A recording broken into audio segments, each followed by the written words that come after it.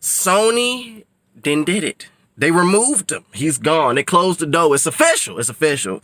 But this is what's so interesting about it. I watch Midnight's Edge, and there are other people on YouTube that I really, really do enjoy. If you haven't heard of Midnight's Edge, description. But they had a video talking about it, and they've had videos like kind of covering the entire Sony Marvel saga thing.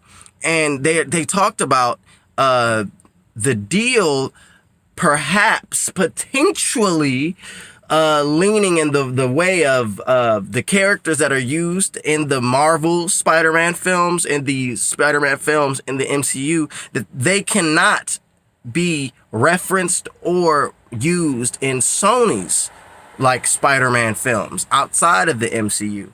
But for me, the one logical fallacy, but again, I'm not a legal person. I don't work with Sony. I don't work with Marvel. Neither does the people that have these reports. The one logical fallacy that comes out of it, because the idea is like, that is why we have the MJ character and the Ned character and all these other characters that are like hybrids of different characters from the comics. The one logical fallacy that comes to mind with the idea of they can't utilize MJ or Ned or even the costumes that were used in the MCU Spider-Man films is, what about Peter Parker? Like, Peter Parker is Spider-Man, and he was the central character in the MCU Spider-Man film. So if the idea is that they created these other characters because that would give Marvel the ownership of them, or these characters that were created solely because if other characters were utilized in the MCU Spider-Man films, then they would no longer be under the Sony umbrella if the deal were to go awry. What does that mean about Spider-Man, Peter Parker? Like, why is it a difference as it pertains to the side characters and the main character?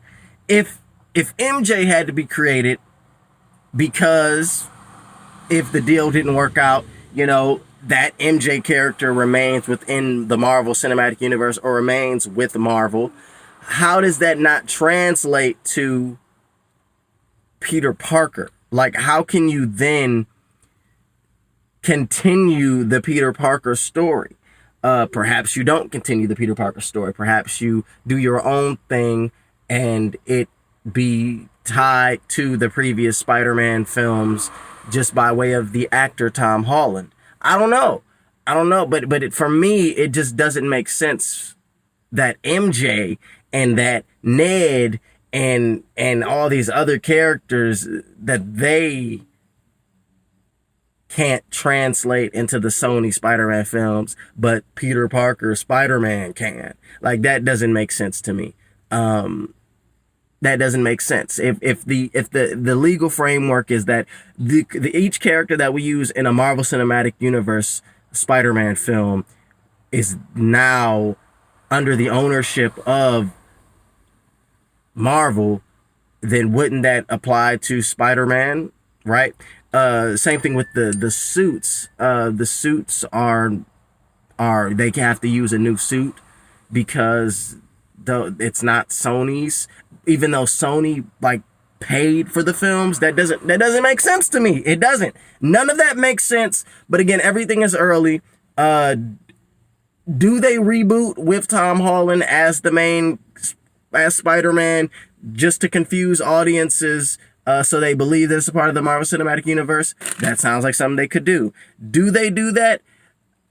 Sure, but if we're talking about the legality, if there's a legal issue as it pertains to them having to create characters, it seems a little bit weird. All of it seems weird, but I think everything is too early. I think we gotta sit back and wait. There hasn't been an announcement for the next Spider-Man movie. The only thing that we know is that the Venomverse and Spider-Man's going to be a part of that, and they're going to do a whole bunch of Spider-Man stuff. That's all we know, but we don't necessarily know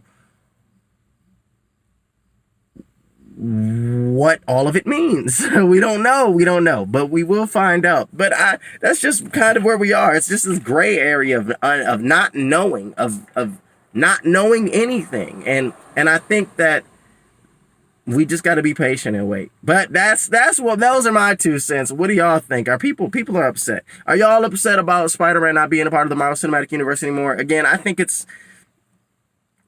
on one hand, it's kind of messed up because I wanted Spider-Man to be with all these characters and to see how he interacts with all these other characters. But on the other hand, you know, if we can tell some good Spider-Man stories, that's all I really care about at the end of the day. So we'll see what happens. Let's have a conversation in that comment section below, because I'm going to be down there. I hope you are down there as well. As always, I thank you all for watching. I am Venom2Million, telling you to have a good one. Peace. Peace, y'all. Peace.